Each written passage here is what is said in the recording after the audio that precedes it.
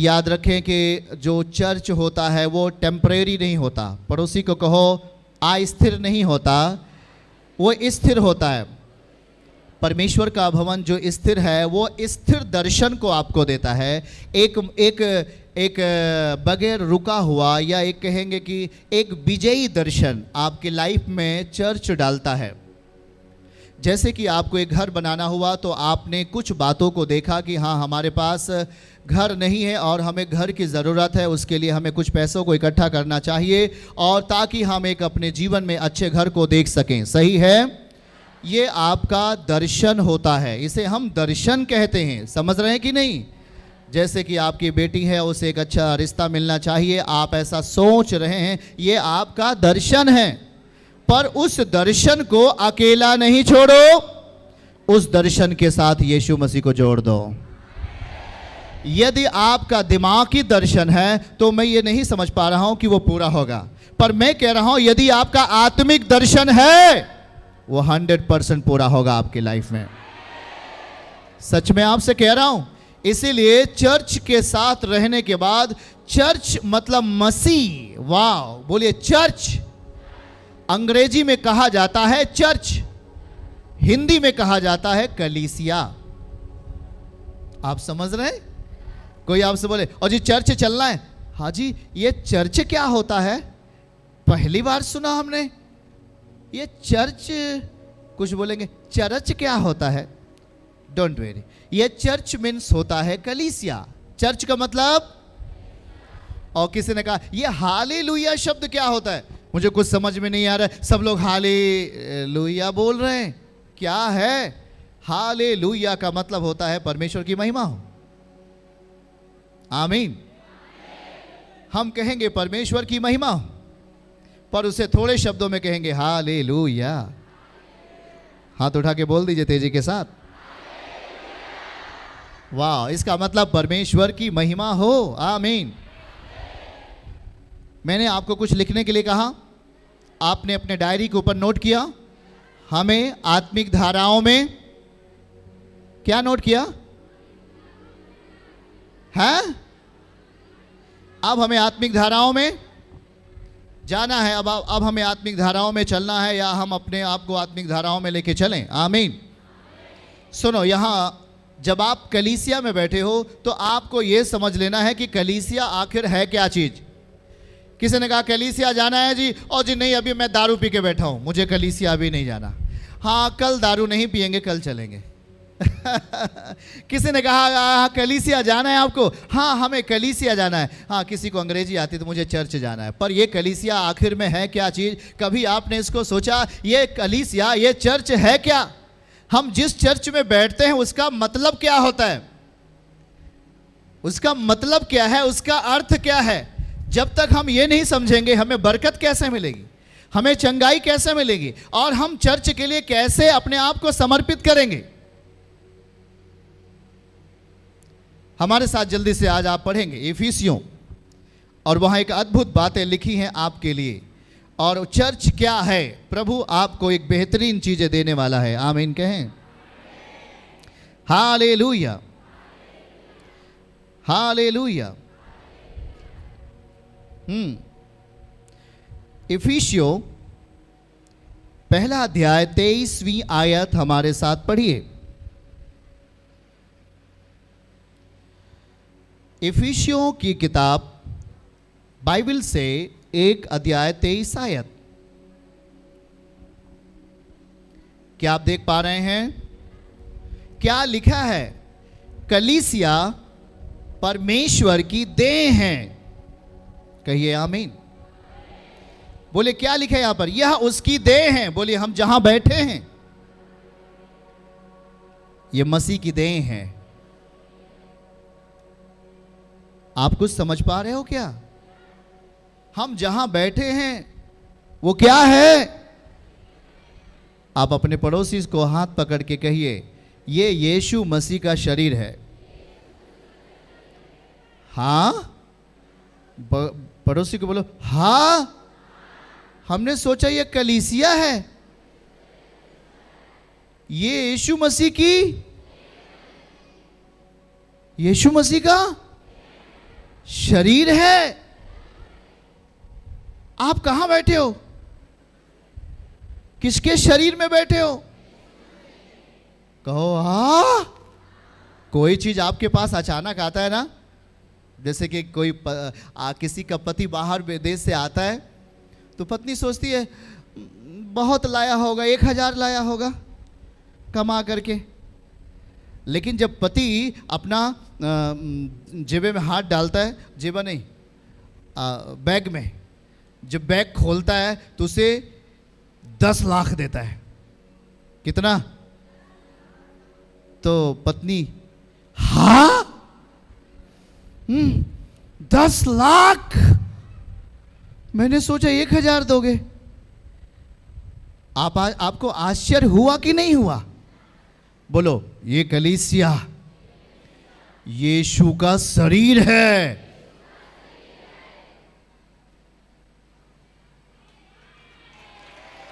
आपको समझना है, आपको जानना बहुत जरूरी है। ये कलीसिया, बोलो, जहां हम बैठे हैं, हम किसकी देह में बैठे हैं? क्या आपके पास उत्तर है? आप किसके शरीर में बैठे हो? मैं पूछता हूं, आप किसके शरीर में बैठे हो? बाप रे, आप यीशु के शरीर में बैठे हो। वाह, यही आपको जानना है। जब तक आप इसे समझ नहीं लेंगे। कहां गए थे भैया? मेला। मेले में क्या मिलता है? मेले में चारों ओर दुकान लगी है, वहां पर वो मिलता है, आप लोग जानते हो, पन्नी में डेली भर के लोग लेके आते हैं ना। हम कहां जा रहे हैं? कोई आपसे पूछे बहन कहां जा रही हो, तो क्या बताएगा? आप क्या बोलोगे? ओ, मैं यीशु के शरीर में जा रही हूं।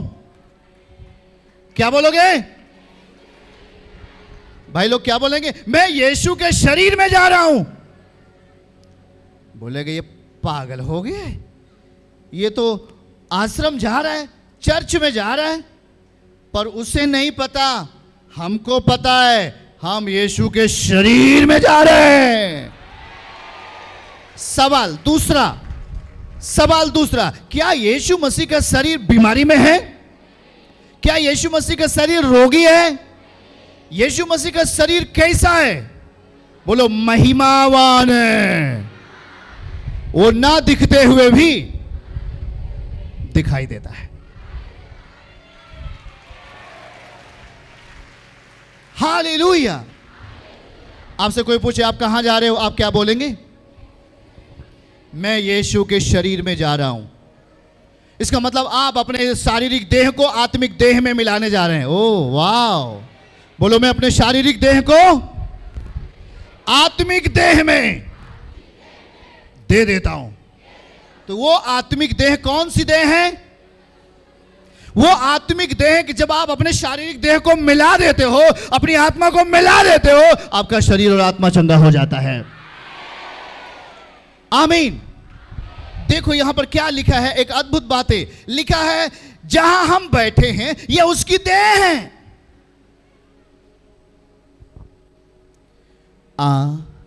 कुछ लोगों से पूछ रहा हूं, कुछ लोग ऐसे भी होते ड्रिंक मार के आ जाते। कोई दिक्कत नहीं, प्रभु पापियों को बुलाया है, चिंता मत करो। आज ड्रिंक के साथ आया, अगला सप्ताह ड्रिंक दूर रहेगा, आप यीशु के पास रहोगे। चिंता मत करो। यीशु मसीह पापियों को गले लगाया, पर पाप को क्या किया? पाप को क्या किया? क्या मसीह के शरीर में पाप रह सकता है? बाइबल कहती है यीशु मसीह पाप विनाशक है। पड़ोसी को बोलो, पाप विनाशक। कौन है? कौन है? कहो हाँ, पाप विनाशक। पाप का विनाश करने वाला कौन है? तीसरा शब्द मृत्युंजय। कौन है यीशु मसीह? मृत्यु के ऊपर जय पाने वाला कौन है?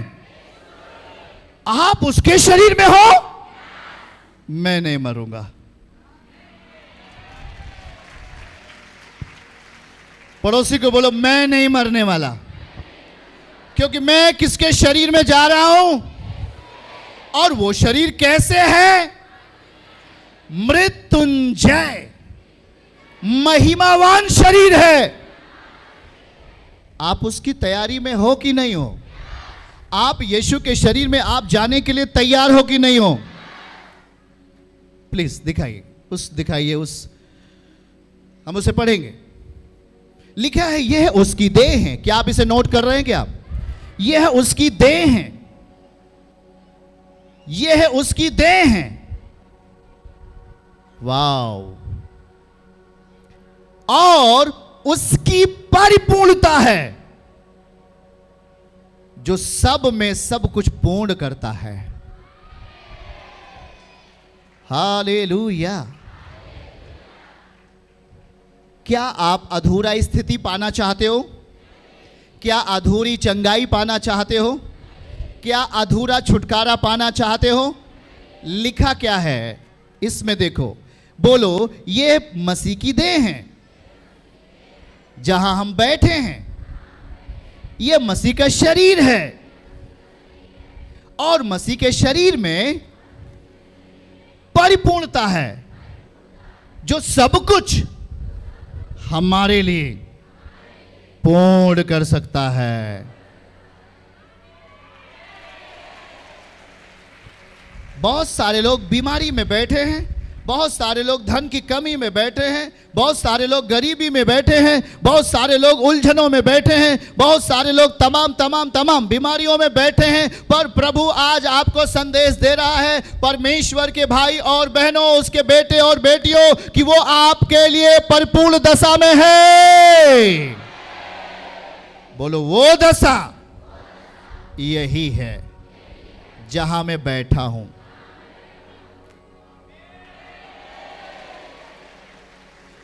इसका अर्थ जहां मैं हूं वो यीशु का देह है, और यीशु के देह में कोई अधूरापन।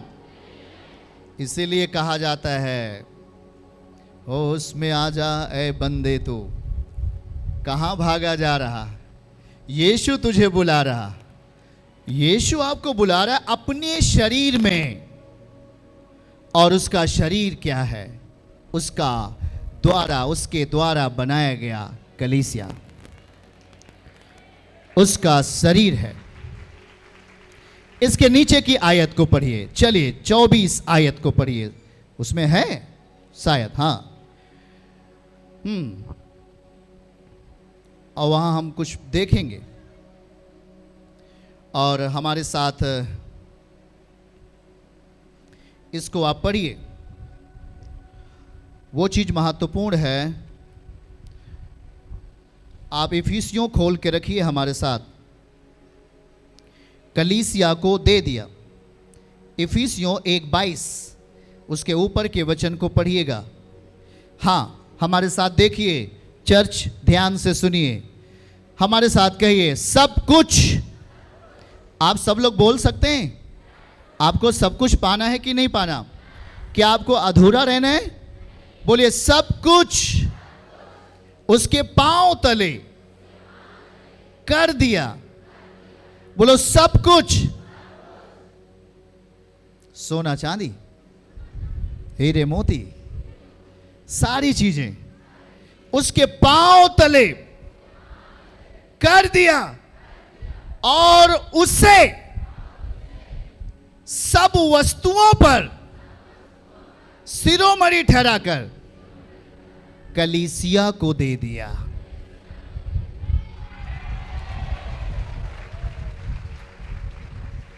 बगल वाले का हाथ पकड़ के बोलिए, मुबारक हो, आप कलीसिया में हो। बहुत बहुत धन्यवाद। मुबारक हो आशीष। आप समझ पा रहे हो मैं जो आपको समझाना चाहता हूं? कि आप समझ पा रहे हो? आप किसकी देह में बैठे हो? आप किसके शरीर में बैठे हो? क्या उसके शरीर में अधूरापन है? क्या उसके शरीर में बीमारी है? क्या उसके शरीर में मुकदमा है? क्या उसके शरीर में किसी तरीके की घटी है? पर लिखा क्या है यहां देखो प्रिय भाई बहन, सब कुछ उसके के स्थान पे लिखिए यीशु के। बोलिए हमारे साथ, सब कुछ यीशु के पांव तले कर दिया पिता ने, और यीशु सब वस्तुओं पर शिरोमणि ठहराकर कलीसिया को दे दिया, चर्च को दे दिया गया।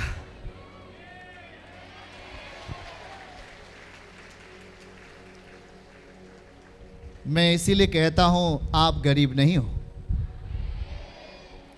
हमारा खजाना, हमारी परिपूर्णता, हमारी सब कुछ समृद्धिशाली दशा, हमारी जिंदगी में हीलिंग और छुटकारे की दशा, सब कुछ चर्च में पिता ने दे दिया है, कलीसिया को दे दिया गया है।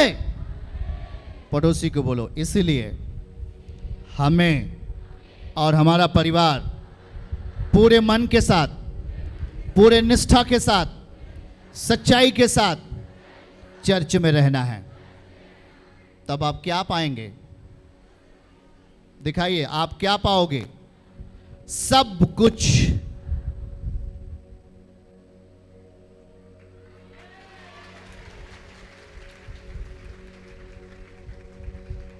ताली बजाने वाले समझ पा रहे? केवल पड़ोसी को ताली बजा रहे। हाँ, अरे ताली बजा रहे, अरे यार ताली बजा रहे, बजा बजा बजा। नो, मैं अगर आपको कहूं जाओ घर पे जाओ, कुछ नहीं मिलेगा। पर मैं आपको यदि कहूं कि इसे समझ लो जो मैं आपको दे रहा हूं, तो आप यहां आओगे और आशीष लेके जाओगे घर पर। आमीन। आप समझ रहे हैं बातों को? आप महत्वपूर्ण हो। बोलिए, मैं महत्वपूर्ण हूं, मैं अधूरा नहीं हूं। आपकी जिंदगी में परमेश्वर सब कुछ पूर्ण करना चाहता है। आपका ठहराव भक्तिमय दशा में होना चाहिए। मैंने अभी शुरुआत में आपके डायरी में कुछ लिखाया, हमें आत्मिक बहाव, क्या लिखाया?